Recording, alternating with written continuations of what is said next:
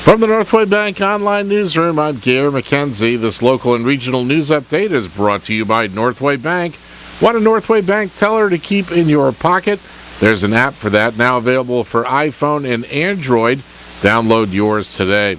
Northway Bank with 17 locations throughout New Hampshire. The people you know, the bank you trust.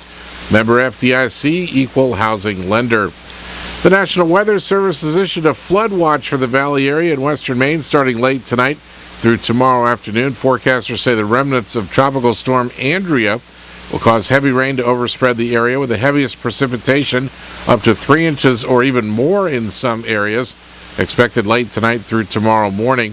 The service says heavy rains may result in rapid rises in area rivers and cause localized urban and small stream flooding. A flood watch means there's potential for flooding based on current forecasts. Weather watchers recommend you monitor later forecasts and be alert for possible flood warnings. Anyone living in areas prone to flooding should be prepared to take action should flooding develop.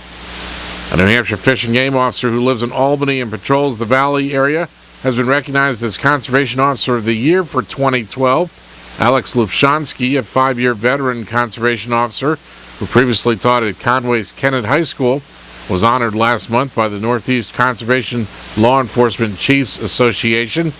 Conservation Officer Sergeant Brian Abrams, one of Lupshansky's supervisors, says with 48 conservation officers working around the state, it's quite a distinction to get the award. He's an excellent investigator. He made some in-depth investigations that resulted in solving some Bob House burglary cases, illegally moose taken cases, and he's also done some great community teaching.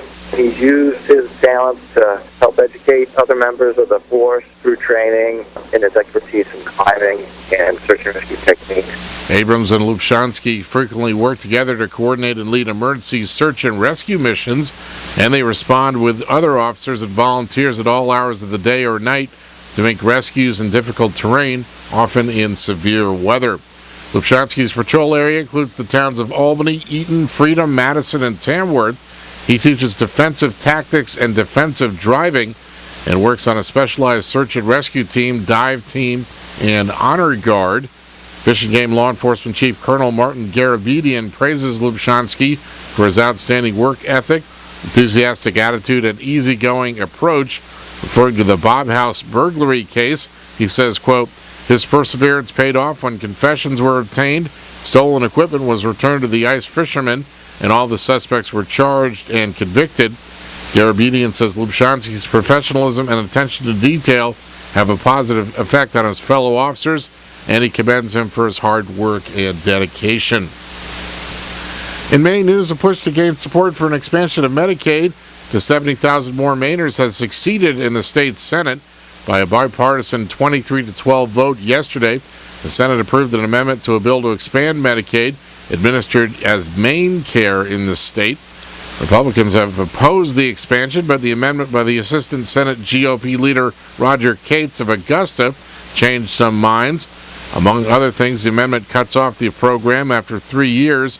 The Affordable Care Act requires the government to pay 100% of the cost for covering all newly eligible people for the first 3 years, and then gradually lowers payment to no less than 90% of the cost by 2020. The amended expansion bill now goes to the House.